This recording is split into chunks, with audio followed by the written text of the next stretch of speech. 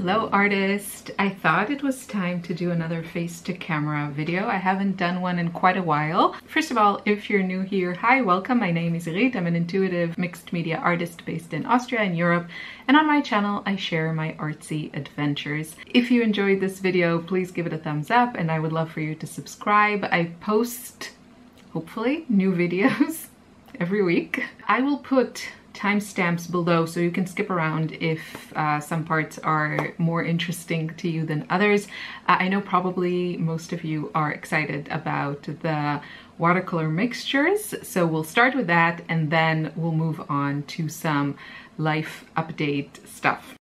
Before we get into the actual shades, I think it is really important to mention that paper plays a very big role on how colors mix. Now personally, I actually prefer mixing watercolors on my paintings, in my sketchbooks, even when I'm swatching, as opposed to in my palette. And you will see later in the video why that makes a difference. But it's also, I would say, like a hack about mixing watercolors, and I have a few more in my arsenal that I really want to share. So hopefully I can turn that into a video, because I really want to show you all kinds of things you can do with your watercolors that I haven't really seen people talking about. So the first time I recorded this mixing video, I used the Beta series Stillman and Byrne sketchbook. I really like the sketchbook, but it's not the best for watercolor techniques. I think it's okay if you just do like washes, but if you want a paper that really showcases granulation, it's not a very good choice. So this is why I recorded it again on my go-to paper, which is an unnamed paper by Hahnemühle. But there are lots of papers that work really well to enhance and show granulating and separating watercolors. So we'll move on to that in a second, but I really wanted to emphasize this because you might try some of the mixes that I'm showing and it won't look exactly the same. And I think there are like two factors here. One is the water pigment ratio. You really have to play with having kind of an intense application of color, like you want enough pigment on your painting or paper, but you also want water, because water really helps that separation and granulation show.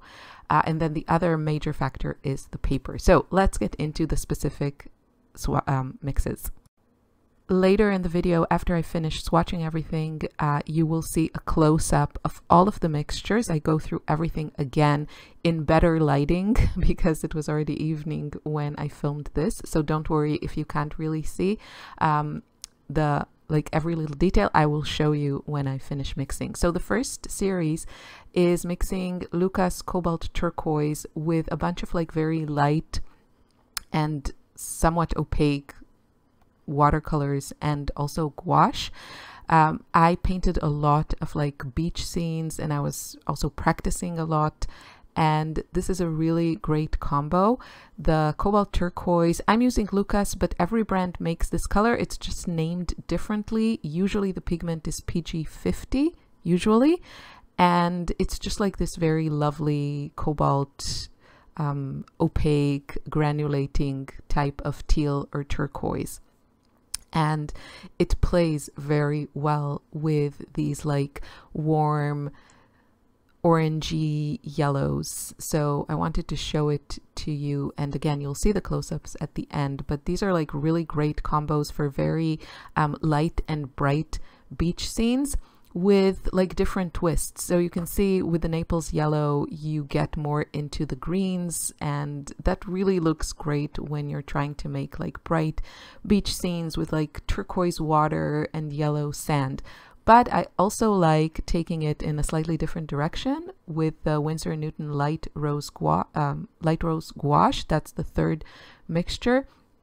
It doesn't look so rosy in the video, but it is. You'll see that again in the close-ups, and it's just like a really interesting combo, and I think it makes for very pretty atmospherical beach scene color choices.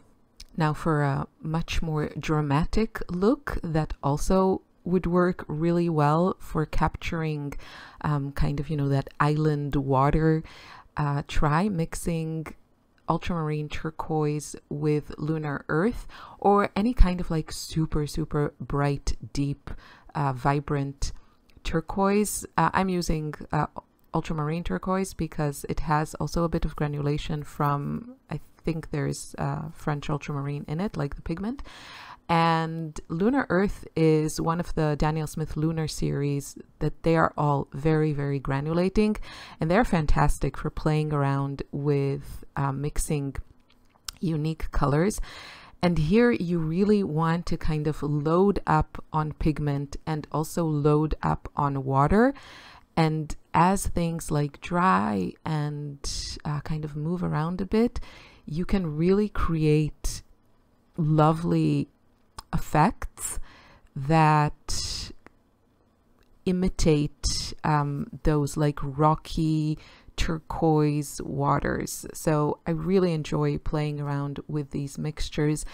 I have a bit of like, I really like bright colors, but I think these mixtures with Lunar Earth and ultramarine turquoise and French ultramarine that I'm showing, I think a lot of people would really love them. And again, you'll see the close-ups at the end of this section, so you'll get a better idea of how this dries and granulates. So the next two mixes are using Tundra Violet from Schmincke. This is one of their super granulating colors. I feel that their formulation could use a bit of work on some of these, but this particular color is very interesting and I have been using it a lot actually. And I think you can even kind of take it to the next level with throwing in a bunch of like these warm colors. And I always have inner struggles if I prefer it with the nickel azo yellow or the core quinacridone gold. And you'll see me kind of repeating these mixtures with other deep dark colors because it's like such a great combination. So the core quinacridone gold, and I'm using the Daniel Smith nickel azo yellow, but you could also use the core one. They're very like pushy colors. Again, more on that on hopefully coming soon watercolor mixing hacks video. But you can see how they just kind of like push their way and into the other color, and especially you can see that on the screen. I think with the nickel azo yellow, it just creates the most interesting effects, and I really feel this kind of effect shines if you don't mix it completely in your palette, but rather drop the color into your painting after you put down that first color. So yeah, I wanted to mention that. Next we have Artemis, which is from Da Vinci, and it's kind of like a moon glow dupe, let's say, of the Daniel Smith, and it's beautiful. I love using this color as my kind of go-to dark, and because it's more of like a violet purpley color, it looks amazing when you mix it with its complement, so yellows. So I'm going to show you kind of different variations. I love all of these mixtures and I use all of them a lot. So I wanted to kind of give you variation and you can decide which one floats your boat. I always have a new favorite. I can't decide. So I'm mixing them on the top row. You can see on the right with Naples Yellow. I love the Schmincke version. I think it's quite unique in the way that it looks. Naples Yellow from other brands can look more similar to yellow ochre, and I really love the Schmincke formulation of it. So that's the only Naples Yellow that I've been using in watercolors. And then the Lucas Naples Yellow Red, I've talked about this color a lot. I do feel it is quite unique. It is similar to other brands, Yellow Ochre and Gold Ochre, but for some reason, I have also some of those. I keep coming back to the Lucas version. I don't know, something about it just really works for me. And then again, the Nickel Azo Yellow and the Quinacridone Gold are just fantastic mixing buddies to all of these like dark purpley colors. So then on the bottom row we have a few mixes from Aquarius Violet. This color was kindly sent to me by the people of Aquarius, who regularly send me their new paints, and I really, really appreciate it. It's such a wonderful brand. And they also have a lot of like these beautiful separating granulating watercolors for a like a very, very attractive price point. So if you want to try some of these colors, Aquarius is a great, great option. And their Aquarius Violet is really, really beautiful. Again, the lighting is not amazing, so I do apologize for that, but I'll show you everything in much, much better lighting in a minute. And again, I'm mixing it with quinacridone gold, with Lucas Naples yellow red, and with nickel azo yellow to create these very like vibrating mixtures, because these are complementary colors. So moving on to some brighter mixes, I'm showing you another favorite mixture. I'm using Cobalt Violet. This one is from Da Vinci. I think it's called Cobalt Violet Deep. It might be Winsor Newton. I don't know. I've had it in my palette for a long time, and I can't remember which one. And I love mixing it with Naples yellow red. The cobalts are granulating, and it's just a beautiful mixture. I love to use it for sand in beachscapes to create kind of that pinky sand. I will usually just use like the mixture. I won't use Cobalt Violet pure in the sand, but then I'll mix it with a bit of the Naples yellow red to create like these beautiful pinky granulating warm sand colors that are not necessarily very realistic. And then I also like using the Wisteria lately. This is like the gouache Wisteria from Daniel Smith, with again like Naples yellow and Naples yellow red. I really like how those two look together. And here you can see a much, much better close-up on some of these mixtures, well, all of them. And you can also see the granulation. I just love all of these mixes. So, you know, you can pause if you see something that really speaks to you. You can pause the video and take a note, and then perhaps add it to your shopping list. This is quite like luminous mixtures. I do really love that Aquarius Violet. I have been using it a lot, and it's always like in competition with Artemis. Look at that. Look how it looks with the Naples yellow red. It's so gorgeous. And then look how the nickel azo yellow just like pushes some of the paint and mixes with the granulation to create like these greens that are just like so effortless. And again, here you can see kind of greens coming out. There is no green here. There's just like this Artemis and a yellow, so Naples yellow in that case, and here nickel azo yellow, but this is with the Tundra Violet, so it's a lot more bluish, like a bluish brown, and here the Cobalt Turquoise mix with Buff Titanium. This is actually gouache, and here you see what I mean about those granulating textures. So this would be great to kind of capture like those deep waters with rocks in them, which you can find in like a lot of beaches. And then the first row of mixing the Cobalt Turquoises. So this is it with my current favorite mixes. I hope you enjoyed it. Tell me which one is your favorite, and tell me also in the comments, or tell us which mixtures you're really, really enjoying. I think it's, you know, sometimes it just takes a lot of time, especially if you have a lot of colors, to mix all of them. And if you want some extra help with that and hundreds and hundreds of different mixes, then I highly recommend getting my watercolor mixing book, which will save you so much time. And in it, there are mixtures of colors that you will not find in any other mixing book. Believe me, I've looked and I've tried, including a lot of these like separating or more opaque watercolors and complementary colors. So check that out. And now let's move on to the chatty life update and art update part of the video. So the first thing I want to talk about is, of course, the Joy Art Club. If you're not familiar, that is my monthly membership. It is only €9 a month or €79 a year. So basically, if you sign up for a year, you get 3 months for free. We are doing something really exciting now in September. We are doing a sketchbook challenge. We are starting and finishing a sketchbook in 4 weeks.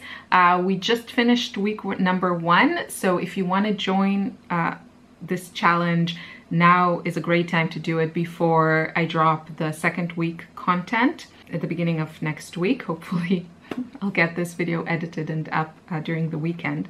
But we just finished week 1 and we did a bunch of pages, and I love seeing what people are sharing in the hub, which is our community. It's a lot of fun to see how these things are coming together. I don't think that, you know, starting and finishing a sketchbook in like 4 weeks is, you know, something that you should always aspire to. But I think it's fun to do this kind of challenge to really show you that you can do this. And of course, it depends on what kind of sketchbook you like to fill. If your sketchbooks are filled with like perfectly painted, finished art pieces, then I can imagine it would take you more than a month to start and finish one. But we are just doing, like, we're throwing a lot of things in this sketchbook. I'm also sharing a lot of hacks on how to kind of fill it up quickly. Again, just to motivate you and kind of get you in that flow and show you that you can do like a lot of exploration and get like a lot of those ideas into a sketchbook fast. And I personally find it motivating, and I find it helpful when I get into that flow of like constantly working in my sketchbook and putting stuff in it. I think it's enjoyable. So that's what we're doing. And yeah, you can join the challenge. It's just like €9 a month and it's a lot of fun. I'm actually working in 2 sketchbooks because as I'm filming, it just makes more sense that I don't have to wait for everything to be dry. I am using mixed media, but there is like a lot of watercolors and paint involved. So I'm working in 2. I'm not sure I'll be able to like start and finish both of them, but that's definitely the goal.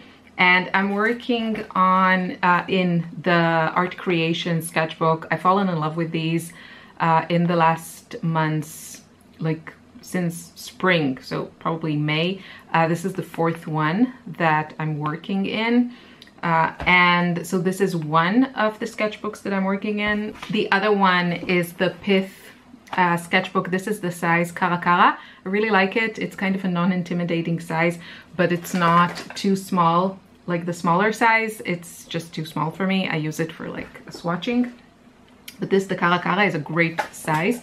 I chose the natural cover, and it's just a beautiful, beautiful sketchbook with beautiful pages. So I'm working in these 2 with mixed media, and people are choosing all kinds of sketchbooks. There are like a bunch of watercolor sketchbooks there. So it's just a lot of fun to see that come together. I invite you to join our challenge. So I just want to talk about the gray white elephant in the room, which might not interest anyone, but I just want to, like, because, you know, you see me, so maybe you're like wondering. Yeah, I don't even know how like comfortable I feel talking about like this kind of private, it feels a bit private decision. So as you can see, I have a lot of white hair, and I have like this wonderful genetics where like a lot of people in my family, we get white hair basically in our 20s. I've had white hair, not so much, but I've had some white hair since my 20s, and I will soon be 45, and I've been coloring my hair for over 20 years, and I'm tired of it, and I don't want to be a slave to that, and I don't want to put these chemicals on my head, and I'm done. Thankfully, there are so many women around me, like online, of course, but also in real life in Austria here. It doesn't seem to be anything like weird or unique to see women my age and younger with just like completely natural white and gray hair. So I'm very grateful for that, because, you know, if you're like the only one, it feels a little bit lonely. If you feel the need to comment something negative, please don't. And if it's something that you think is positive, like, oh, that's such a shame, you look so much older, you look so much better with your like, I love that color. I really, really love this color. I've been coloring my hair this color for a long time. I love it, but I just don't want to anymore. So if there's anything in you that feels like you really want to let me know that I look older, or that, you know, I could look better with the colored hair, I know there's no need to write it. There is really no need to tell people anything about their looks. And yeah, I'm not hurting anyone. And if it bothers you that I look older, or that I'm not coloring my hair, it's, you know, that sounds like a you problem. Like, why is it bothering you? Like, it doesn't bother me what choices people make with their hair. So I'm not saying that it's like easy, and I was very, very worried. I shouldn't be, but I was worried about like the reactions, and actually I've gotten like really, really positive reactions, and I feel good about it. Will I succeed in this journey? I don't know, because I think it is tempting to, you know, just go back to that safety.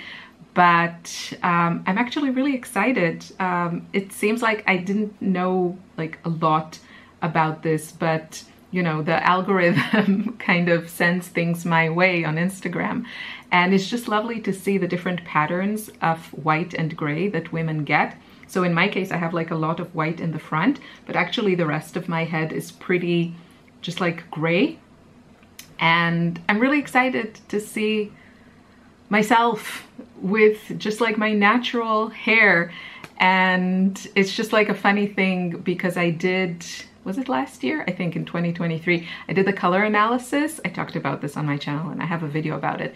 And it came out that I'm a warm spring. So actually this color of hair is really, really flattering to my natural like chromatic qualities, but I just don't want to color it anymore. I'm like so sick of it. And the thought of coloring my hair till the day I die for like the next 40 years, hopefully, you know, in good health, I'm done. I'm like so done with it. And I see like amazing, stylish women wearing their hair natural, and I'm inspired. And yeah, so we'll see. Again, if you have positive comments, then of course I'm happy to hear them. If you have anything negative or constructive, please just resist the urge. So that's it. Yeah, I just wanted to address this and kind of tell you where I'm at. There are like a lot of women who are like documenting their transition journey. There are like a lot of ways that you can transition. I think probably for me, this is just the way to go. It's just like grow it out. I did pick up like a couple of like these toning masks. So I might do that not even just as I'm transitioning, but just in general, because I like the look. They just like tone your hair. I think you have to like test them, and just to make sure they don't stain permanently your hair. So if I'm not lazy, I'll do that. But I do like the idea of just like, you know, toning it a little bit, just like giving it a little bit of a tint. So we'll see. It's like a journey, and it's an adjustment. And, you know, when you're like coloring your hair, it seems like it grows so fast that like after a few weeks you have to like cover the roots. And now that I want it to grow, it's like nothing is happening. Okay, so the second thing, well, actually third, after the Joy Art Club thing that I want to mention is art retreats. So if you're like me and you don't have $3,000, $4,000 to spend on a retreat, but you really, really want to, you know, travel and paint, you know, without actually like someone really teaching you, then I'm at a point in my life where I really want to make that happen. I have constant wanderlust. It has diminished a little bit in the last year for certain reasons, but it's still something that I dream about, like traveling and painting and hopefully like doing that with other people like me, with other creatives. And I can't afford to go on a $4,000 retreat as much as I would love to. So I'm thinking we should make it happen for ourselves. So I'm going to put like a link below for just an email list to sign up to an email list that is only for this topic, because I don't want to, even if you're in my regular newsletter, which, you know, if and when I organize with other people, will like organize kind of a self-organized retreat for us.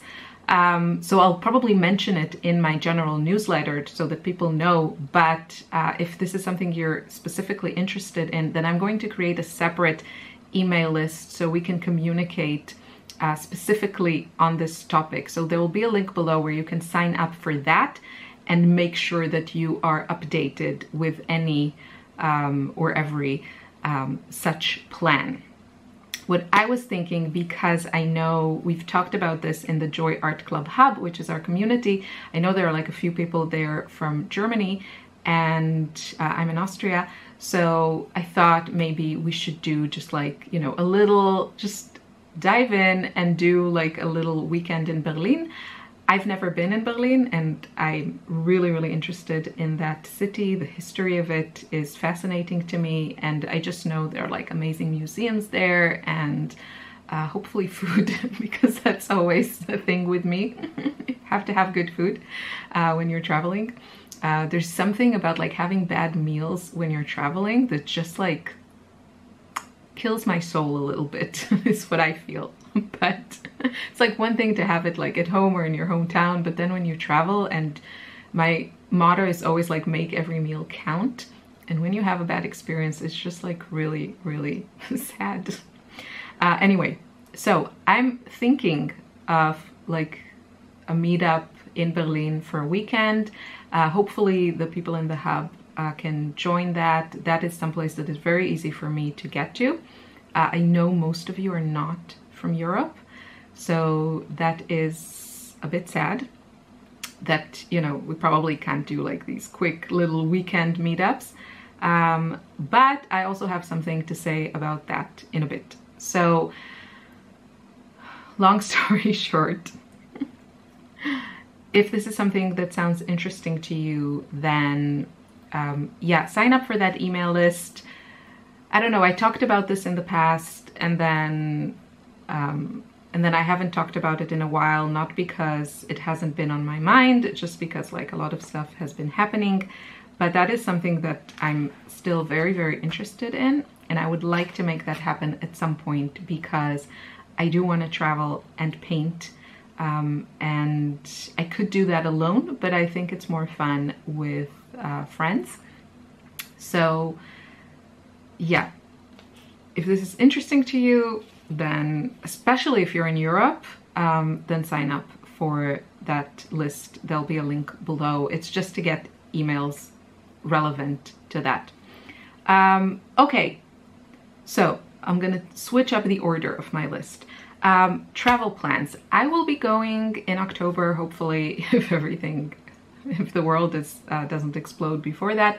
I will be going to the US. I'm going to be in Minnesota, and I did write about it in a newsletter. And because of like the summer, I kind of put that aside for a bit, but now it's getting closer because it's coming up next month. So I would love to do a meetup in Minneapolis, in Minnesota. So that's number one. If this is relevant to you, end of October, yeah, like the very end of October, like around the 30th, that kind of date, and you are in the Minnesota area and you can get to Minneapolis, although we're thinking of, so like I have a childhood friend that lives in Minneapolis, and I've been already a couple of times, but this time we thought maybe we'll travel a little bit, maybe like to Lake Superior. So I'm not exactly sure on location and if this will actually happen. But if this is relevant to you, I did get some responses from people in Minneapolis. That makes me very happy. So this is still like up in the air, and I hope we can make something happen, either like just a meetup or maybe like a little class that I can lead. We'll see. But yeah, if this is like in any way relevant to you, then leave me a comment or make sure you are signed up for my like general newsletter so that you're notified if anything actually happens with that. Yeah, but I will be coming to the US and I'm very excited because that means I can shop for US made art supplies in better prices than they are in Europe. So I'm like making lists of all the Daniel Smith stuff that I want. I considered ordering to my friend because it'll be a bit of like a staycation in her house, and like hopefully we'll also like travel a little bit.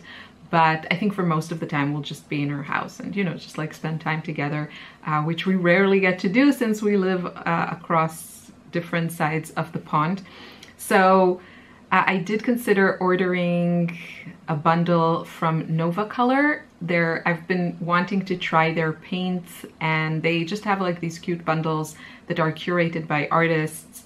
And there are like a couple of bundles that I'm interested in. There's like the Betty Franks one, and then there are like a couple of other artists that have a similar color sense to me. And I really like the idea of getting a bundle because it can be quite overwhelming, even for me, which I do consider myself like to have a kind of a strong sense of color, but I also get very overwhelmed. And so I'm thinking of ordering a bundle to my friend so that I can paint while I'm there. I definitely want to paint while I'm there. And I thought just like getting a bundle would be like a really easy way of knowing that I have like really great paint waiting for me, and like with a really good color story that I can just like have fun with and not, you know, not have really anything missing. So I'm thinking about that. And yeah, if you have any like other things that are US made and you think I should absolutely try or have, then let me know in the comments. I would love to know. I'll probably get a few like Da Vinci watercolors, and yeah, I think that's right now everything that is on my list. Maybe another art tool kit, I'm not sure. So we'll see. Okay, the next couple of things I want to talk about are kind of classes that I'm taking. I always love taking online classes, but the problem is that now, especially as like sponsored ads are like so intense on Instagram, that's mainly where I'm at, although I did put like a time limit on my phone just because I found myself being way too much on that app. It's a little bit hard to kind of resist things. So I do want to talk about like two kind of online schools that I have been taking some courses in, just to give you my feedback if you're interested. So the first one I'll start because I feel that's more straightforward is Malcolm Dewey. I want to say he's Australian. He has like an online school with a ton of courses, and he also has a YouTube channel where he's very generous and shares like full tutorials. Highly recommend his tutorials and also courses. So I took a couple of courses, and what I like about him is the courses are very affordable. So it's not like this, you know, it's very easy to just like try certain things. I think he also has like a few freebies, so you can see his style and what he's teaching and make informed decisions, and it's not like a big risk with taking like massive, you know, expensive courses. So I really appreciate that. I really appreciate artists that have affordable courses. It helps those of us who want to learn, who are eager to learn, who are curious about many things, many styles, many mediums, but don't have like thousands of dollars to spend on this. So much, much appreciated. Right now I'm going through, I went through like a couple of his courses. One was painting olive trees. That was like very, very specific to the topic, but I did enjoy it, and it kind of made me want to take, he has a slightly larger course focused on painting like the Impressionists. And I've been gathering up the courage to paint with oils again. I had about a year ago, I was painting a lot with oils and I really, really loved it. And I still love it. And I think there is something that is undeniable, at least in my opinion right now. There is something about oils that just makes them glow that acrylics can't really compete. And then watercolors, I feel, are just like in their own world and have their own standard. But and what he does, and actually also the other school that I'm going to talk about, they also do a lot of like, they start with acrylics and then they finish with oil. Actually, I'm not sure that Malcolm Dewey does that. I'm not sure, but the other school definitely does. And I think that's a great kind of compromise between these two mediums and their advantages. So like acrylic, you know, it's so fast, it's relatively cheap, and then oil is just like so rich and beautiful that it takes a long time to dry. So starting with acrylics and then finishing with oils, I think is a really beautiful compromise. And I've done that, but I feel like I want to get back to that. So not really related, it's just that course from Malcolm Dewey about the Impressionists.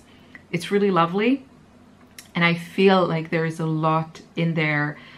I still haven't painted anything, and that is really an essential part when you're learning anything about painting. You really, really have to like paint yourself, and at some point stop watching other people paint and do it yourself. But I am really enjoying his videos. They are really broken down into like small videos. It's not like this hour-long tutorial that you get lost in the middle and life gets in the way. So really enjoying that. If you're interested in learning more about the colors that the Impressionists used and the techniques that they used and the brushwork and everything, I'm really enjoying it. I haven't finished the course, but I'm kind of in the middle and I think it's great. It's also not very expensive, but make sure you like look for coupons because there are quite big differences.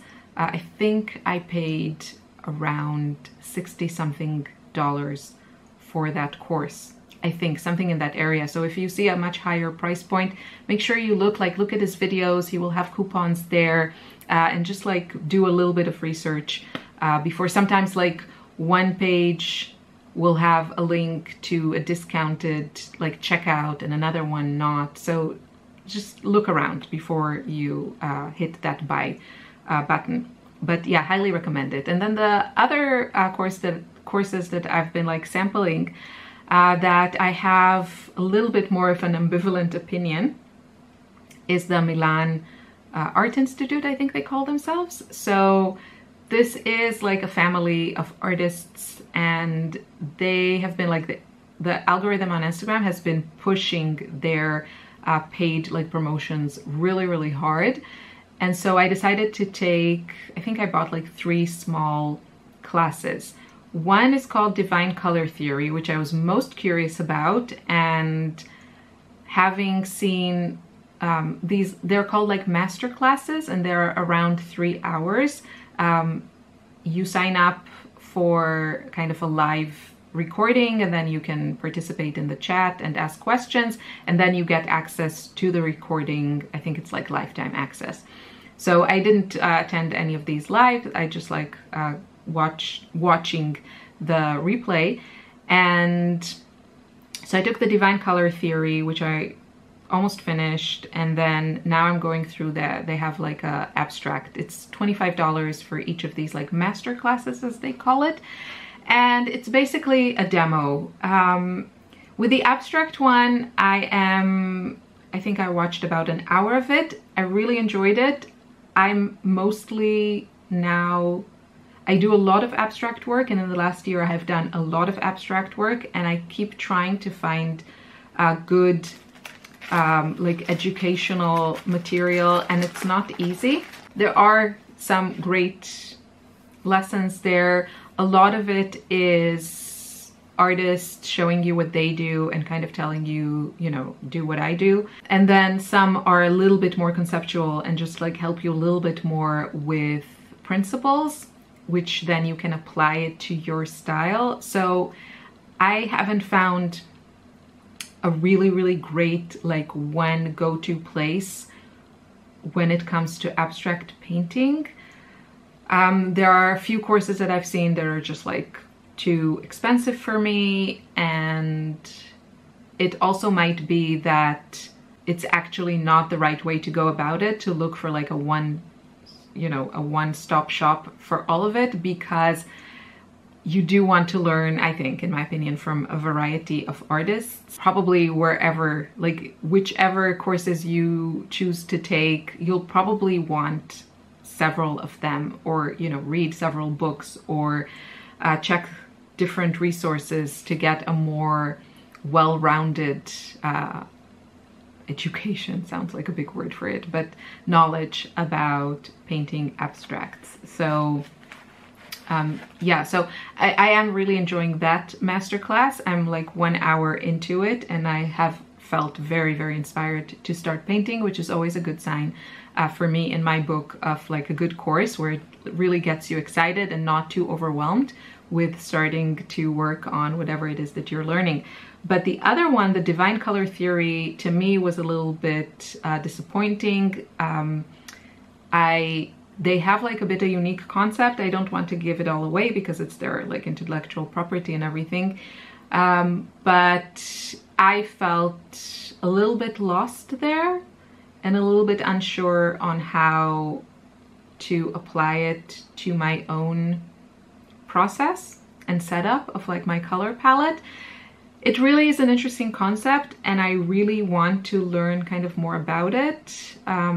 I just felt that that specific masterclass, it was kind of demonstrating this like method that they're teaching, but I also felt it kind of became a little bit too specific to the demo in that class, which was kind of doing an overpainting. There was like this underpainting of very colorful parrots in acrylic, and then as the instructor was demonstrating the like principles, I guess, of their like method of using color, she was doing a second layer, or like a top layer with oils. So I felt that sometimes it was just getting too into the nitty-gritty of that particular like painting those parrots,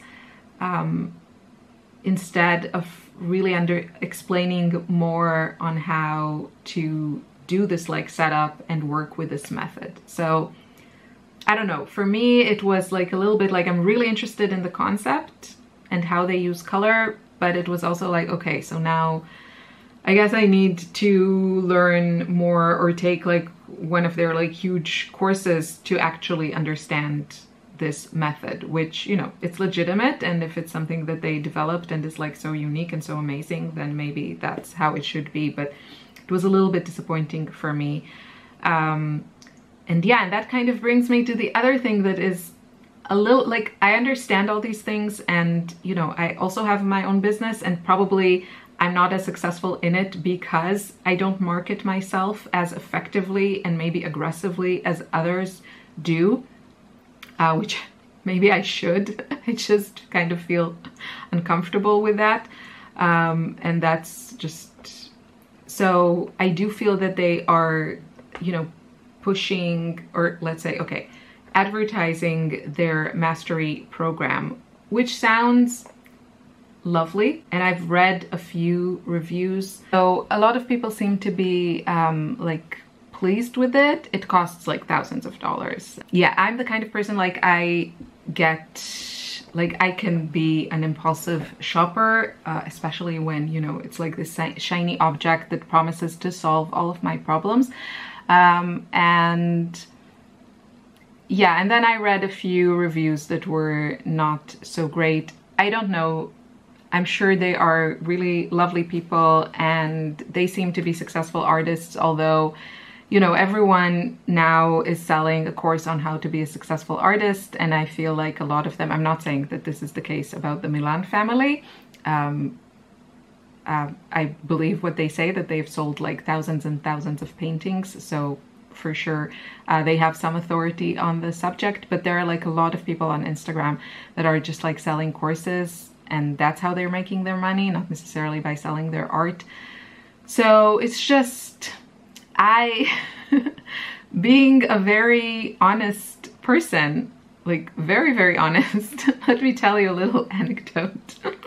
I went to the art store. I think most of my stories probably start with I went to the art store, and this was a couple of months ago. And I bought a bunch of stuff, and you know, as I was like collecting things in the store, I was like calculating in my head how much this is gonna cost me.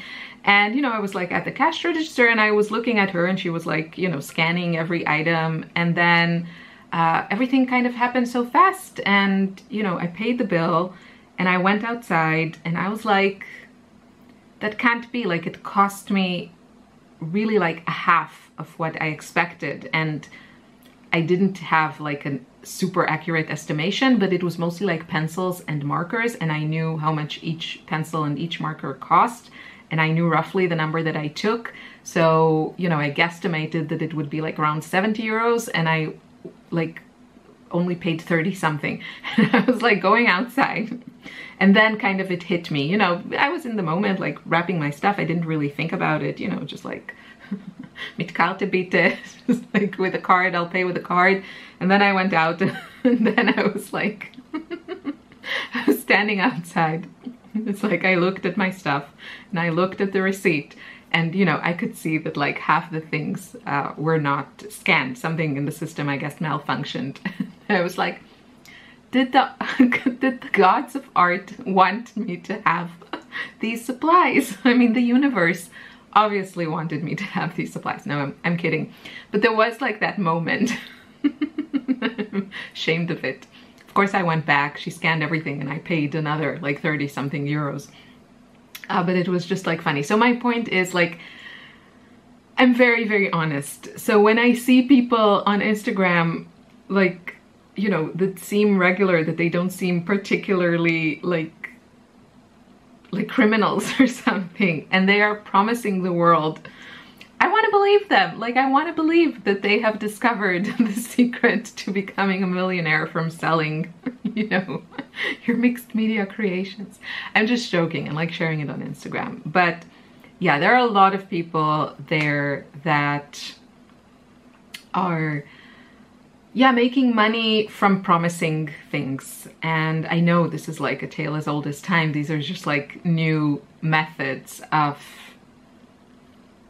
getting people to spend money. And I also truly believe that a lot of them really believe that they are, you know, serving and helping. And maybe I also drink that Kool-Aid when I make my classes, and I'm sure that they are. No, I don't think I am, because, you know, people tell me that, you know, I get like emails and comments that people enjoy and are inspired and like all these things. But anyway, so to me, there's something, I know that's how you get people to know you, right? You pay for ads, and like every company does it. But also there's something a little bit of a turn off in that for me. And I also know that there are a lot of like coaches, like business coaches out there that, you know, one of their strategies that they coach their clients to, you know, reaching a certain level of income is to charge very high prices for their coaching or courses or whatever. So I know these things because I've also been on that side of like, I've learned, you know, these strategies, and I learned from coaches. And yeah, so that higher price tag I know that it doesn't necessarily guarantee something like that amazing just because it has that price tag. Anyway, they have a mastery program. Honestly, I wish I could just take it and not have to worry about the money, because I think a lot of what they teach is interesting to me.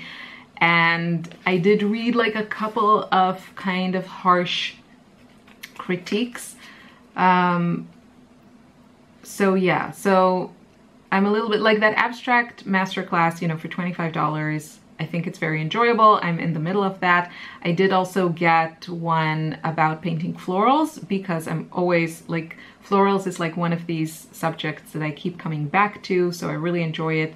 I haven't watched that one either. And that Divine Color Theory one, it's definitely in my head thinking about it, but that class I feel kind of leaves you with more questions than answers.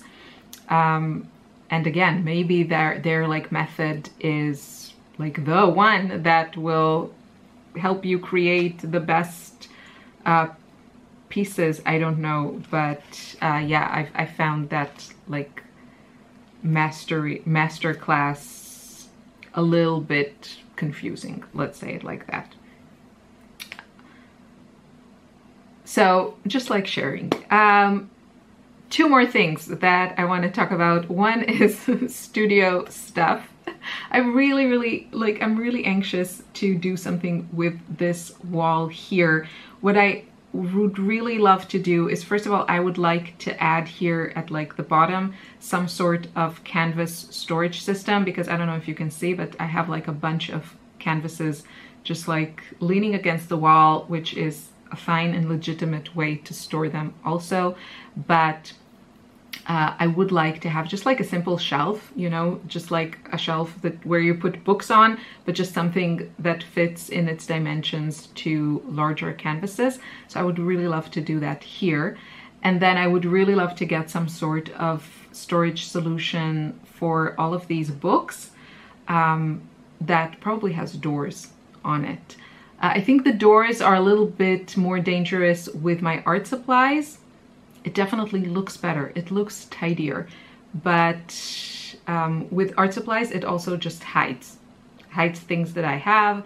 And then I have the urge to just like stuff things in there, like to organize things by just like stuffing them in there. I have like a one cupboard that has doors, and I don't know how helpful it is with actually making me see what I have and use what I have. But I feel that with books, there are a lot of like, there are a few shelves here that are for books, but then there are a few shelves that also have like some photo albums, which ideally I would probably move to my living room, because I don't really sit here and look at photo albums. And most of them do live in my living room. And then there are like in the bottom shelves that you can't see, there are like a lot of finished sketchbooks, which I don't need them to be on display. So I would really love, this is a very old like Billy bookcase from IKEA. If you're in North America, please don't comment that it's pronounced IKEA. I have a video from like 2 years ago and I still get like comments that it's pronounced IKEA. So IKEA is Swedish.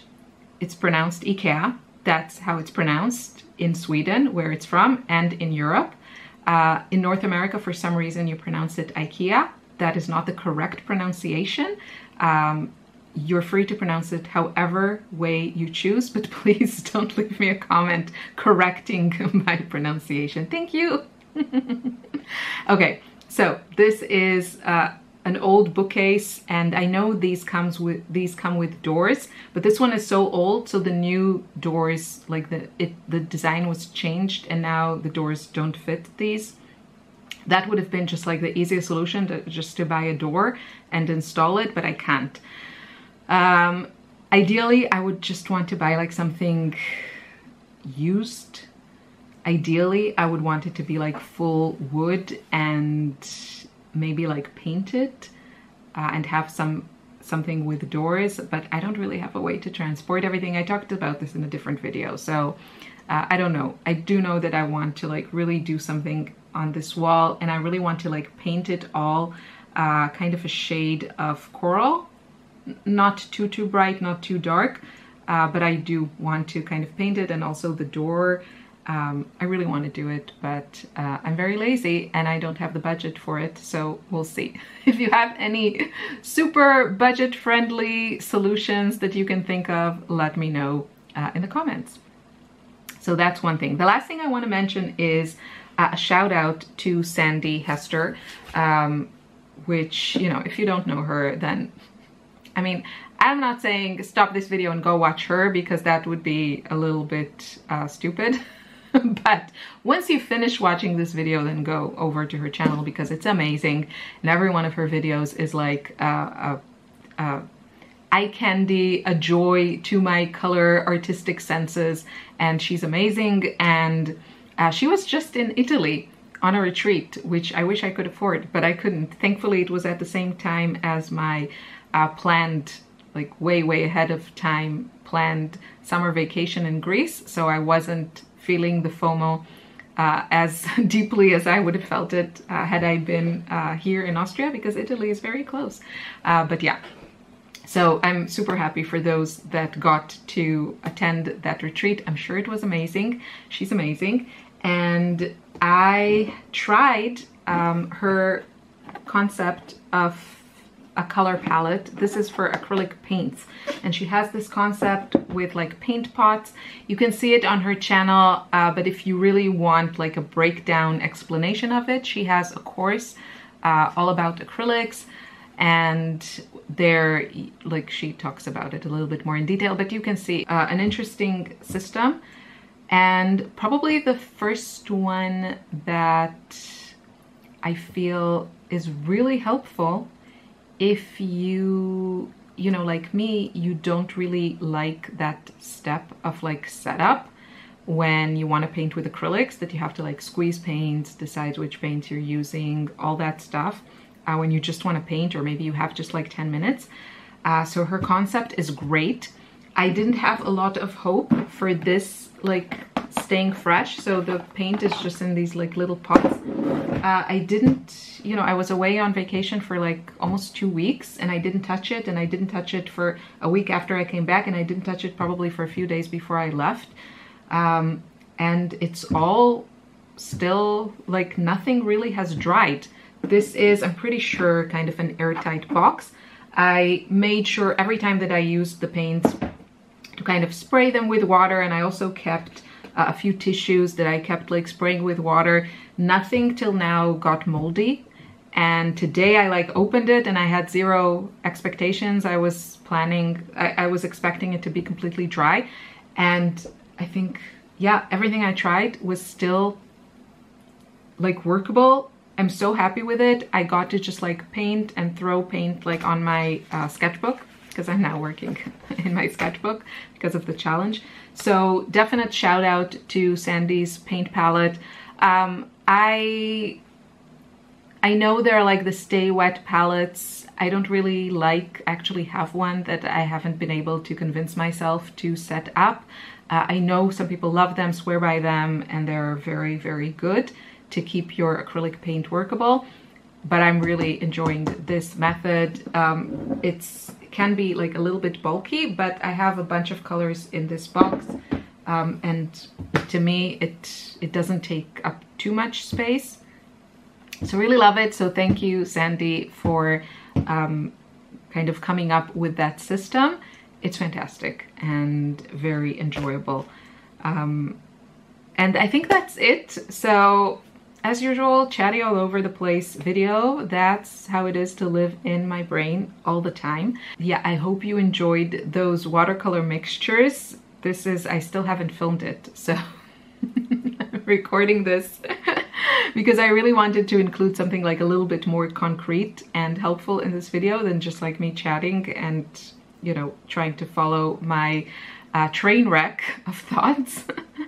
So hopefully when this video is out, it will also include those mixtures, because let me show you. Like, I've been mixing, like, all this is like watercolor mixtures. I've been just like filling like tons and tons of pages, trying to find like the most exciting mixtures for you. And this was inspired by a video from Sketches and Scrubs. She's fantastic. Love her channel. Love her videos. And she also has like a wonderful membership, so shout out to that. So this was inspired by a recent video she posted on YouTube, and I kind of took it next level. Her video is great. Definitely watch that one. I hope you will join our sketchbook challenge and the Joy Art Club.